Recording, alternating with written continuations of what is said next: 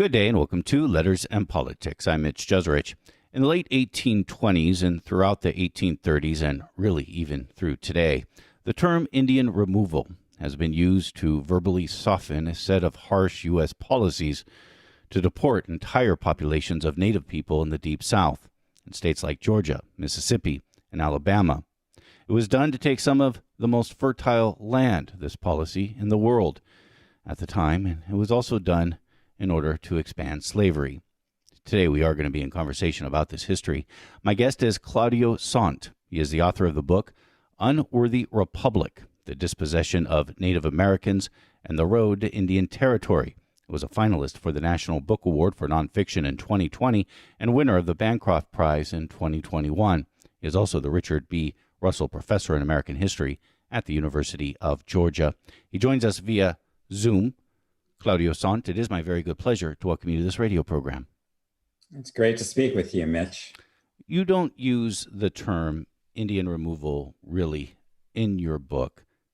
Tell me why. I don't use the term, and it's astonishing that we have inherited that term and continued to use it for almost 200 years now. That was a term coined by the proponents or advocates of the policy in the 1820s to describe something that was really much more horrendous. So I call it an expulsion, which is historically appropriate. That's what opponents called it at the time. I also call it a deportation occasionally. Some observers from abroad referred to it at the time as a deportation. And then I also refer to it at certain times and places as a policy of extermination. And that too is historically accurate. There were high-level officers in the U.S. Army corresponding with each other who explicitly said that the Secretary of War went for a policy of extermination in the case of the Seminoles. But Indian removal, it doesn't capture, as people at the time noted, it doesn't capture the violence that underlay this policy. So I do not use it, as you say. And it was purposefully used. I mean, that's why I said in my introduction, but I learned that from your book, is that they deliberately used the term Indian removal in order to sort of soften its image. It was part of a much larger propaganda campaign. We think of propaganda as a 20th and 21st century phenomena, but back in the early 19th century, Andrew Jackson sent out political operatives around the country to promote this policy. He wanted to make this the centerpiece of his administration.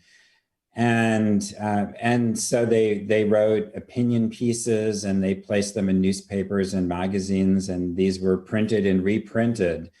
And they were misleading in all sorts of ways. But the overall gist of these of this propaganda was that this was the best thing for the subjects of the policy, that this was the best thing for the victims, that this was a benevolent and philanthropic policy. And so Indian removal, this benign term, was part of that campaign. You compare what happened in the 1830s with this deportation of Native people from what we consider today the Deep South. You compare it to other great force mass expulsions in history, even in ancient history, globally. But you also say there's something different that distinguishes what happened in the 1830s from other times. Yes. So this is probably the most familiar topic in Native American history, and I've been teaching in this field now for almost 30 years.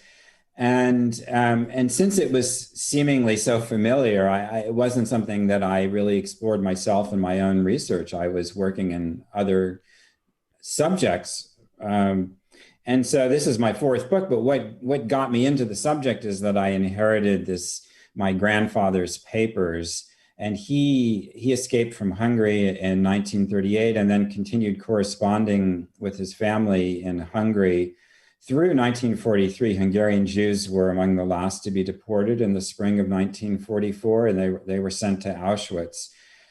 So I inherited the correspondence. It was all in Hungarian. I had it translated, read through it, and then started reading some of the historical secondary literature on deportations in the 20th century, and began asking myself, why do we not talk about Indian removal in the same way? Why do we use different language? Why is there a sense of inevitability surrounding this event? Why does the literature talk about it only as a tragedy? It certainly was a tragedy, but there was very little on the massive state bureaucracy and that was built up around it, and on the administration of the event. So I began thinking about it comparatively, but not just comparatively, to draw connections between these later deportations and better known deportations in the 19th century and 20th centuries. And in fact, there are historical connections. There were state administrators in France in the mid 1830s, after the invasion of Algeria, who looked to the United States as a model for what to do with so-called indigenous peoples.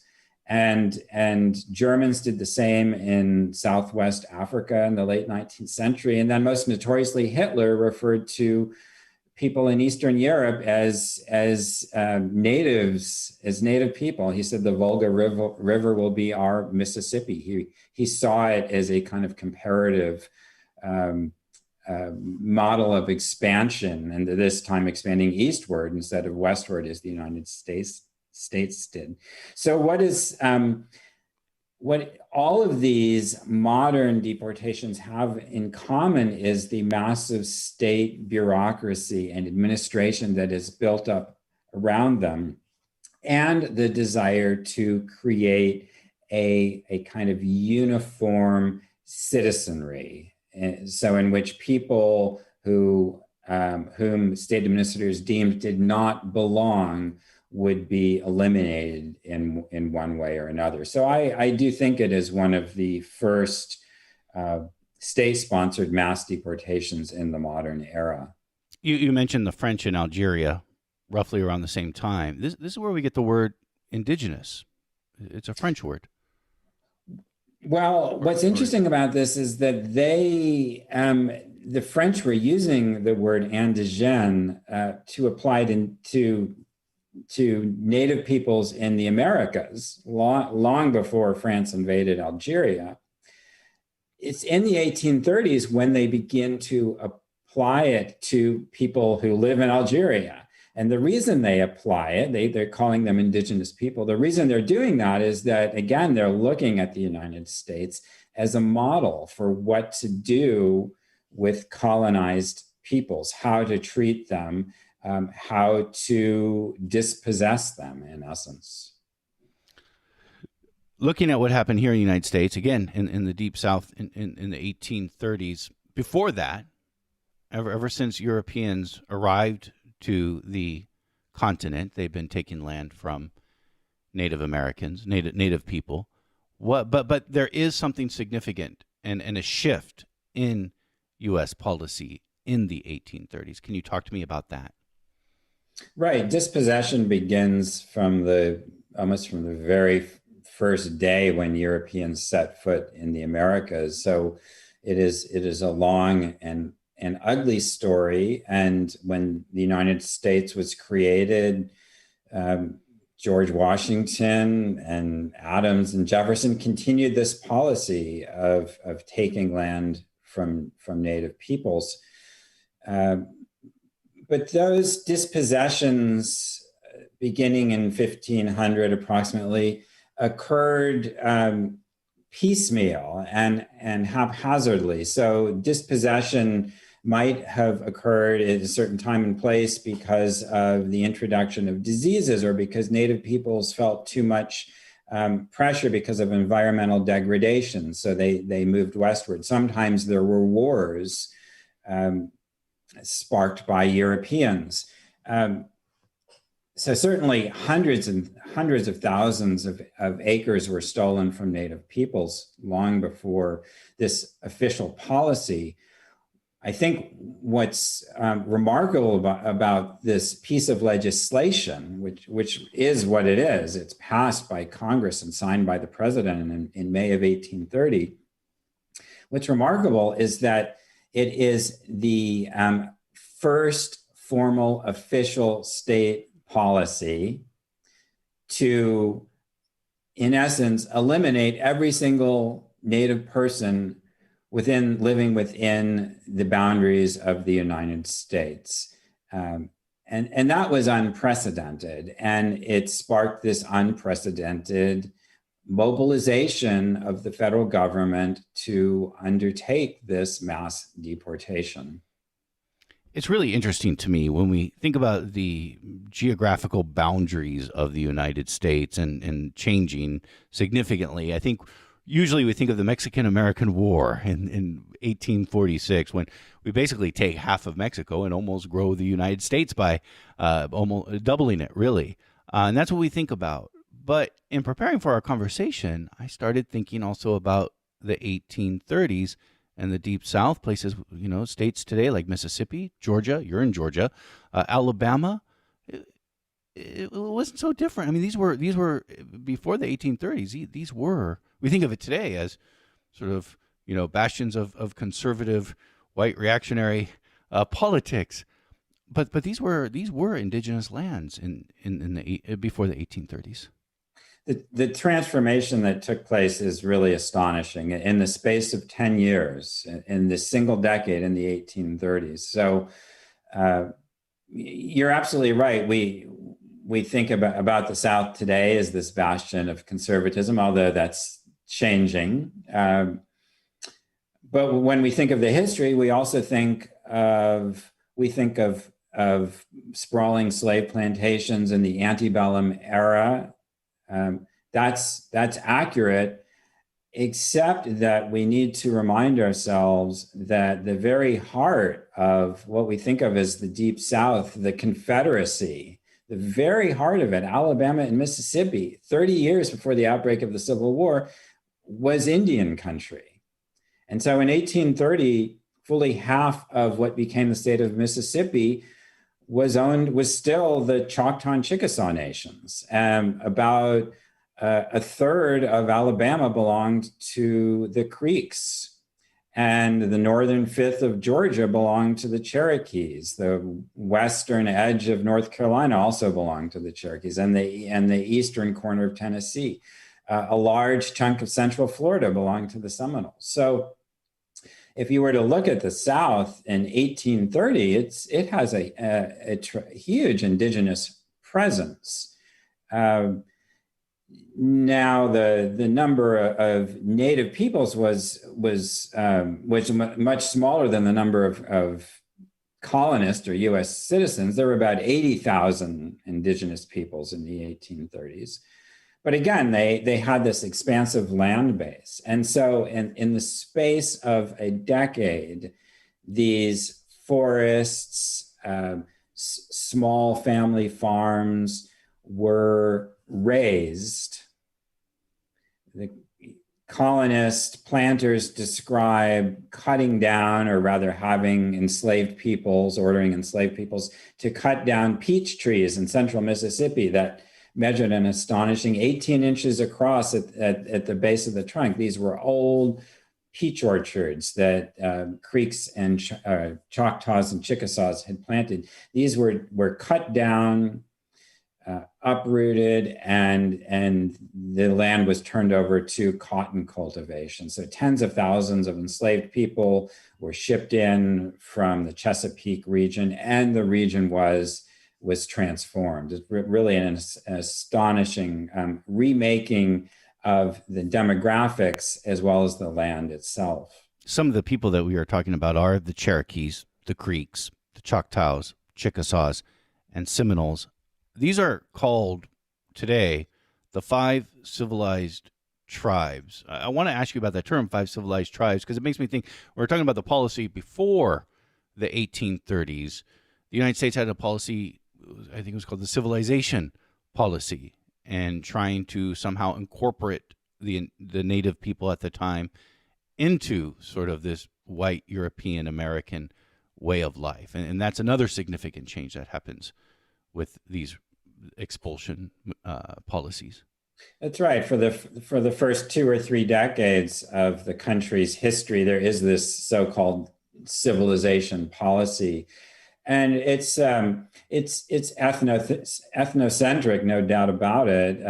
Federal agents were sent off to various Indian nations to teach folks how to be Christians, to teach them to read and write in English, to dress like Westerners. Uh, Indigenous women who dedicated themselves to farming were supposed to give it up and practice the so-called domestic arts, to tend family gardens and to spin cotton fibers into thread and then work on a loom and turn it into homespun textiles. So they were supposed to be like white women. And the men were supposed to give up seasonal hunting and to become farmers and work behind a plow most of the year. So this was the civilization policy. As I say, it's obviously ethnocentric. It was also some cynical, and in the minds of some folks, extraordinarily cynical, because the ultimate goal was simply to get Native peoples to cede their hunting grounds, with the idea that a family farm would be much smaller, 40 acres, say, and then the United States could have the rest of the land. But it wasn't always cynical. There certainly were philanthropists who had convinced themselves that this was the best thing, and the goal then was that these folks would become U.S. citizens eventually. So that policy is overturned with Jackson's effort to dispossess and expel Native Americans. He says, well, it's hopeless to turn these savages into civilized folks. Maybe in a century or two we can do it, but in the meantime, we will send them out to this place we'll call Indian Territory, and they can live in this segregated space, and we can have the rest of the land. This is Letters on Politics, and we are in conversation with Claudio Sant. He is the author of the book Unworthy Republic, The Dispossession of Native Americans and the Road to Indian Territory. Was a finalist for the National Book Award for Nonfiction in 2020, and was also the winner of the Bancroft Prize in 2021. Claudio Sant is going to be involved in my home radio station's KPFA event tonight. And what's great about these events during the pandemic's not great, but what's great about the event is that you actually don't have to be in the Bay Area to be able to participate, because it'll be done online. And so tonight at 6 p.m. Pacific Standard Time, Claudio Sant, and I can already tell I wish I had 2 hours to talk to him right now, because we're only going to scratch at the surface of this story. Well, he is going to be joined by my colleague, Mickey Huff of Project Censored, tonight at 6 p.m. on a KPFA-sponsored event. And if you want to participate, if you want to view that event, you could do so by going to the radio station's website, kpfa.org. On the front page, there are events. Just look for Claudio Sant. Click on the link and sign up so you can watch tonight's conversation. And you can also ask your own questions to Claudio Sant. Claudio Sant, tell me more about Andrew Jackson. He's elected president in 1828. He lost in 1824, controversially. We've talked about these things when we talk about the Electoral College. We'll put that to the side because our time is limited. But in 1828, was he campaigning for the expulsion or deportation of Native people in the southern eastern portions of the United States? And what was the movement around this for such policies? So he doesn't have to explicitly campaign for expelling Native peoples, because because white Southerners, especially, they already know him as a war hero. Now, he was a war hero because of his victory over the British in the Battle of New Orleans in 1814, but he's also a war hero because he slaughtered the Creeks in the Creek War of 1813 and 1814, culminating in this battle of Horseshoe Bend, which really was just a massacre in which some 800 Creek women, children, and men were cornered in a bend of the Tallapoosa River and shot down. Some of them tried to escape by swimming across the river, but Jackson had stationed troops on the other bank, and they shot these people as they were swimming. So he was a land speculator. He was a slave owner. He was sympathetic to what he thought of as the plight of white men in the South. So they knew what his feelings were about Native peoples. He was contemptuous of them.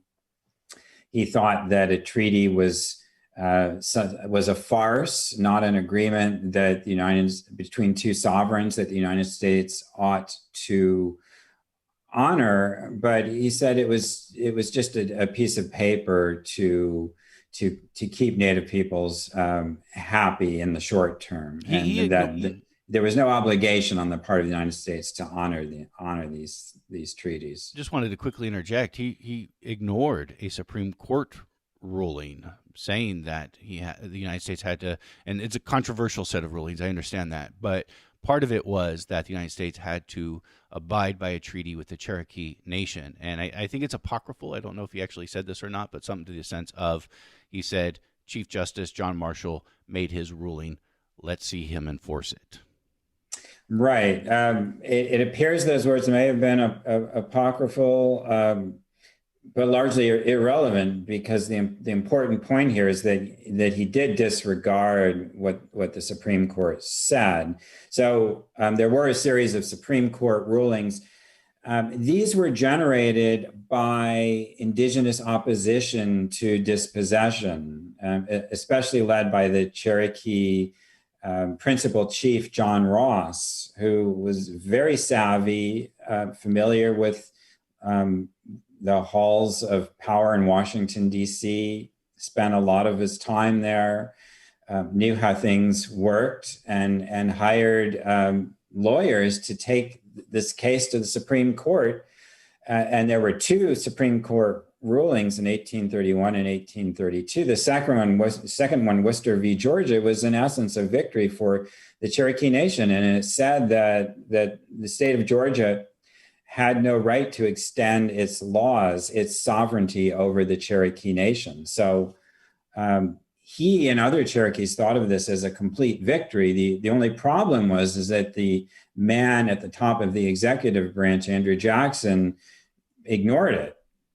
And so these state laws that Georgia passed, and other southern states did the exact same thing, Alabama and Mississippi, extended these laws over Native peoples, and then didn't give them the right to testify in court.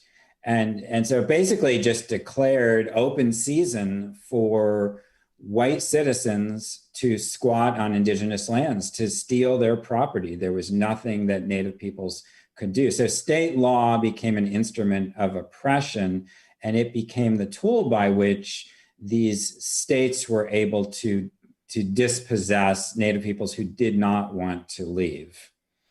I want to talk about how the Cherokee Nation tried to resist these policies, and you've already started talking about them by bringing this case to the courts. And it's always complicated when you talk about any particular group of people, because you have different factions who believe that they should do different things, and that was very much true for the Cherokee Nation. But the Cherokee Nation was sort of considered the shining star example of civilization. They basically did everything that the United States asked them to do up to this point before they were deported from their own land. But I specifically wanted to talk about their resistance and the role, because my interest was piqued by their newspaper, the Cherokee Phoenix. And you write a lot about this in your book, and it was really interesting. Can you tell me about their newspaper, the Cherokee Phoenix, which was published both in English and in their own language, the role of what that paper had during this period of time? Right. So there are indigenous leaders across the country who are fighting this policy, but probably none as effectively as the Cherokees, and that's for a lot of reasons. But in part, it's because a number of their leaders were fluent in English. In fact, their first language was English. And John Ross, whom I already mentioned, was just extraordinarily wise to the ways of U.S. politics, and a gifted writer, and could write circles around Andrew Jackson. So I mentioned this Jackson's propaganda campaign earlier, and one of the frustrations for Native peoples was some way to counter all of this disinformation that was being spread to U.S. citizens. The seat of power in the United States was between Washington, D.C. and New York City at the time. And most U.S. citizens by the 1830s had never seen a Native person. They were not familiar with them. And so it was fairly easy for cynical politicians to tell them, oh, these Native peoples live in squalor, they're all alcoholics, their numbers are diminishing rapidly, they will disappear if we don't do something about it, they are all hunters, they don't know how to farm. None of this was true. And so Native peoples would read this in the newspapers, and they were extraordinarily frustrated at their inability to combat this disinformation. So that's where the Cherokee Phoenix comes into play. It is the first indigenous operated, indigenous language newspaper in the Americas. It's founded in 1828.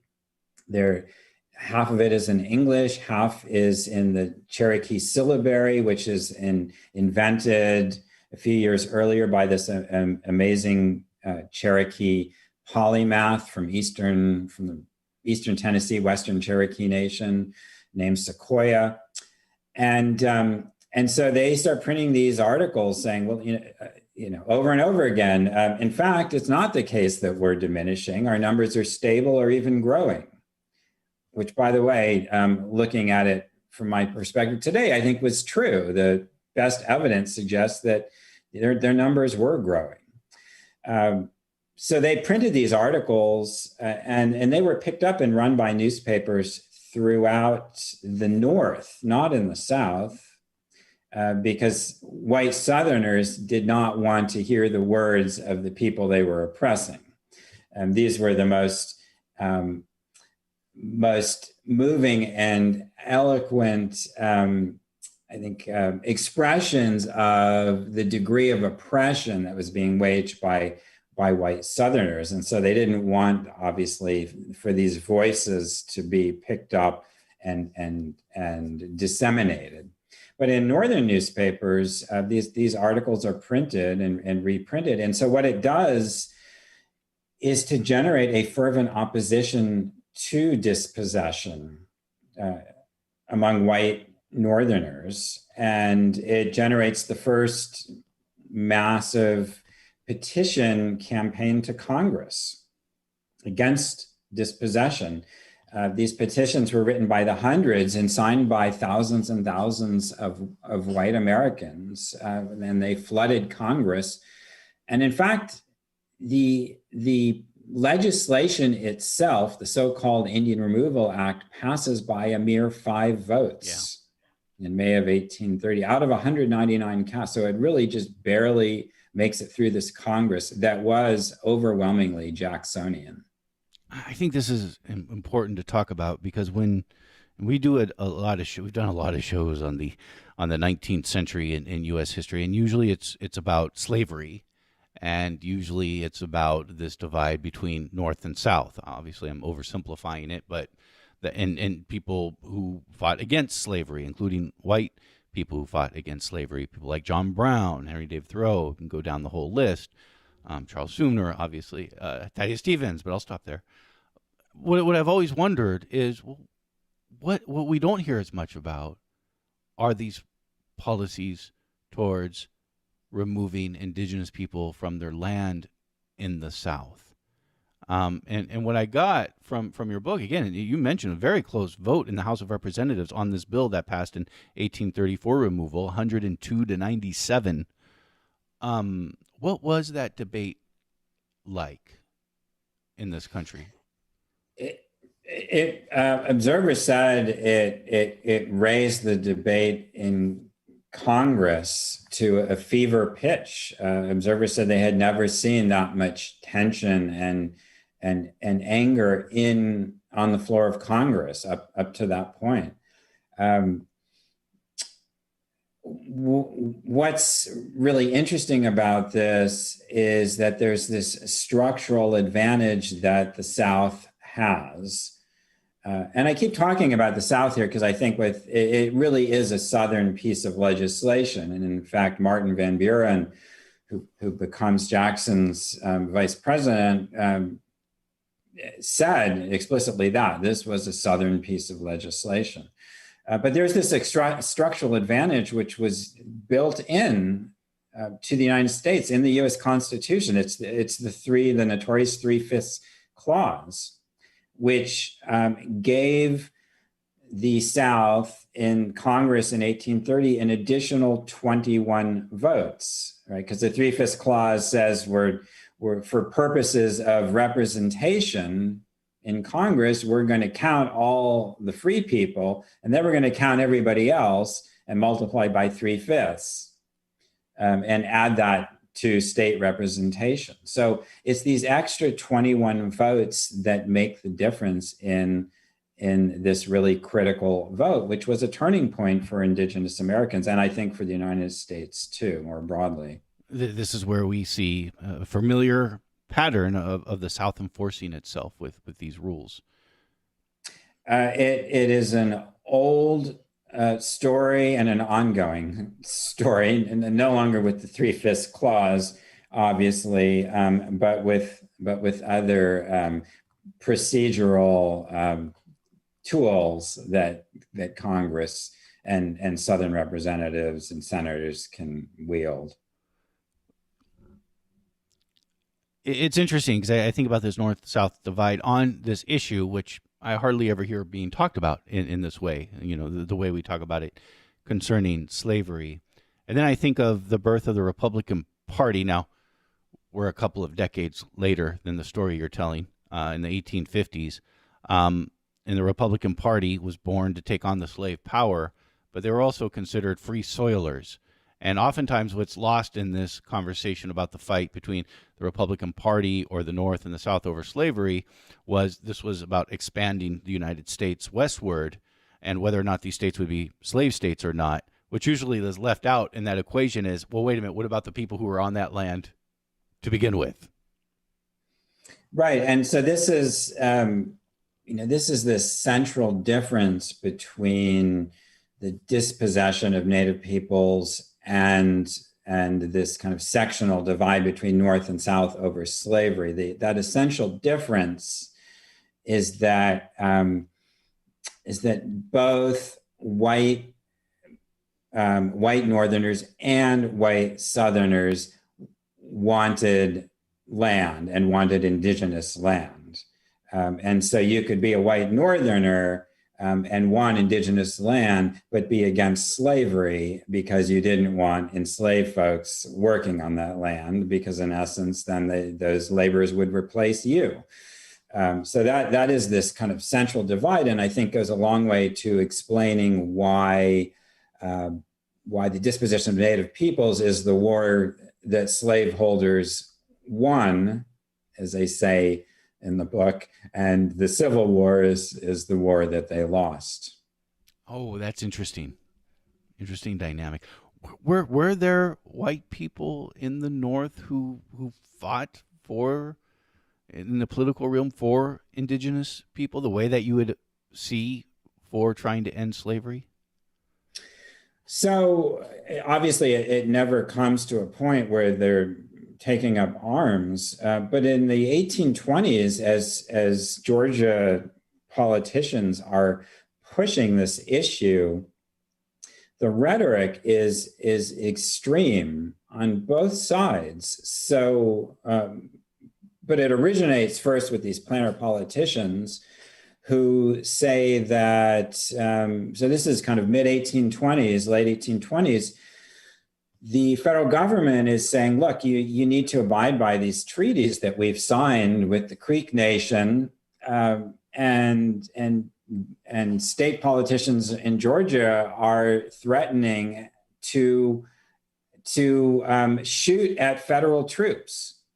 And if you read through newspapers in Georgia in the 1820s, they're full of just overheated opinion pieces sent in by planters saying we need to man the bastions, we need to defend the right to our land, and that's what they call it, our land, and by that they meant Indian land, and the right to our slaves. And they see these issues as being conjoined, because if the federal government, they're both threats to white supremacy in essence.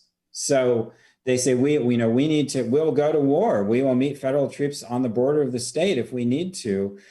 Now, on the other side, you do see white Northerners who, how serious they were, I don't know, but who say, look, if they want to take up arms, we'll be happy to meet them on the field of battle. But again, it doesn't come to that. Southern politicians push this to almost to the brink, and then they're able to get their way in Congress. Talk to me about the economics of all of this. At the time, the southern eastern portion of the United States is considered to have the most fertile land, if not in the country, perhaps even of the world at the time. Is that what they wanted? They wanted that land for agriculture?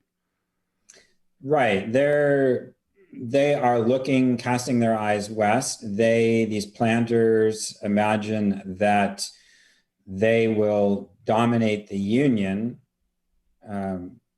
but that's not all they want. They imagine that eventually they will expand this empire of slave labor camps all the way to the shores of the Pacific, down into Mexico, across the waters in the Caribbean. They'll take Cuba too, they think. This is going to be an empire that will last for eternity and dominate the world, and they're going to sit at the top of it. That's their fantasy, and they make no bones about it. They're proud of it in the 1820s and 1830s. So there's a lot of money being made.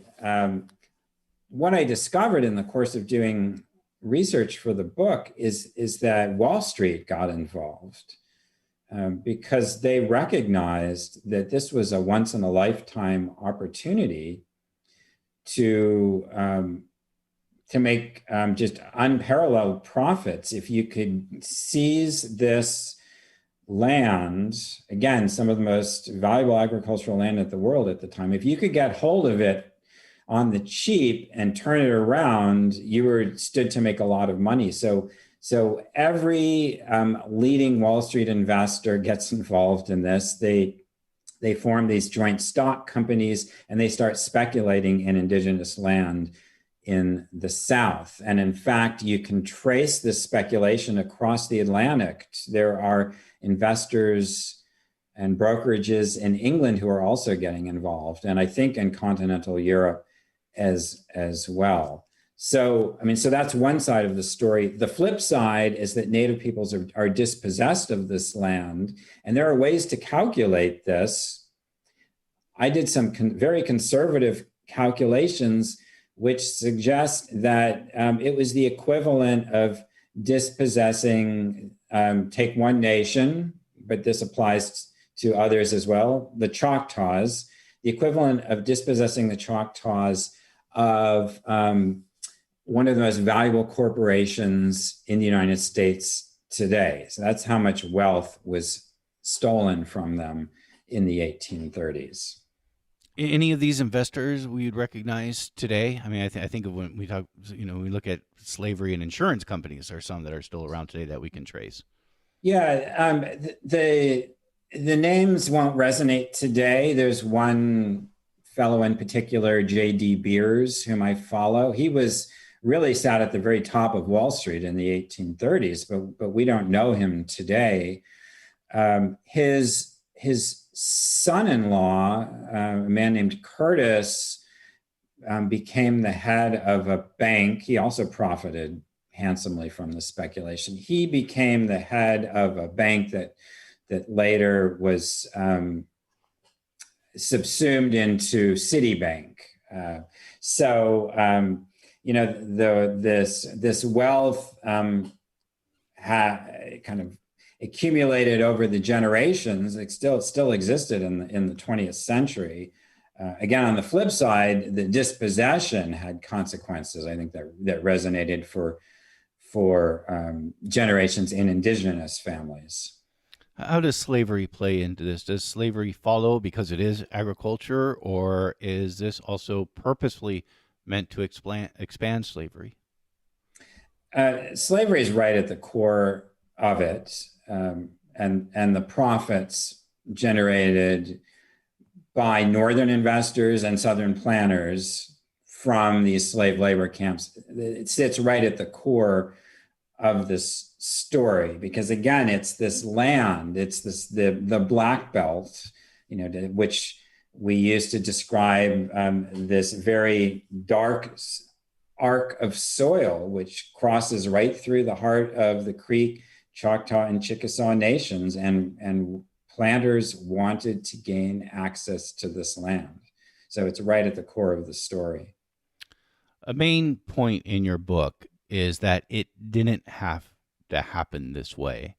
And I think when we think about this history with indigenous people generally, we could obviously say that all of this didn't have to happen. But you mean very specifically in a way that the United States still would have been the United States without this mass deportation of people from the South. Well, I wanted to get away from this sense of inevitability in writing this book, and to underscore that it was a political act. And there were voters, all white men at the time, who went to the polls to put politicians in Congress and in the White House who supported this policy. And there were folks in Congress who voted for it. And again, it didn't have to pass. Certainly, indigenous politicians didn't think there was anything inevitable about it. And they fought to the very last moment, trying to resist. They recognized certainly the immense pressures they were under, and the difficulties that existed if they were to remain on their traditional homelands. But they also thought they saw a path forward. And so I don't think we should dismiss or underestimate the degree of their creativity in trying to work something out. Had they not been dispossessed in the 1830s, who knows how these political relationships would have evolved in the 1840s and 1850s. And certainly the United States was then preoccupied with other business, with this sectional divide over slavery in the 1840s and 1850s. So there's certainly a kind of plausible counter scenario that we could imagine. But again, I think just it's important to underscore, we don't want to dismiss or underestimate the ability of indigenous politicians to work something out and to be able to negotiate and compromise in some way that would have allowed them to stay on their lands. Do you think what happened in the 1830s set a precedent for what would happen throughout the rest of the century with the dispossession and really genocidal acts towards Native people all the way to California? Yeah, so we noted earlier on that this story of dispossession is old, and acts of violence and even genocide are old as well, and long predate this policy. But what I think I do think it's a turning point for the United States and for Indigenous Americans. And I think we can see that it remade the geographical relationship between the United States and Native nations. So in 1830, there are nations, indigenous nations within the boundaries of the United States.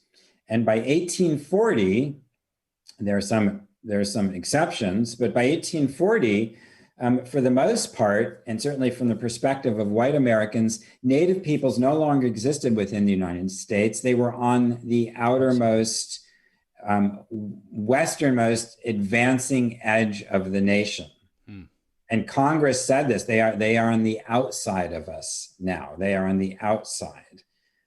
And so I think what we see unfolding over the rest of the 19th century and this vicious genocidal Plains Indian wars in the 1860s and 70s and 80s, culminating in the massacre at Wounded Knee in 1890, I think that's an unfolding of what happens in the 1830s, of the remaking of this geographical relationship.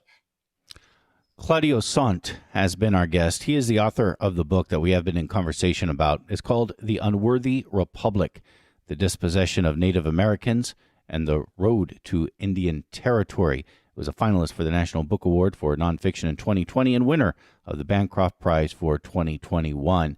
The good news is we could have gone another hour, but Claudio Sant will be doing another couple of hours probably tonight at a KPFA-sponsored event. That's my home radio station. And the good news about being in a pandemic, if there is good news, is that with our KPFA events, anyone can participate and join the event online. So it starts tonight at 6 p.m. Pacific Standard Time.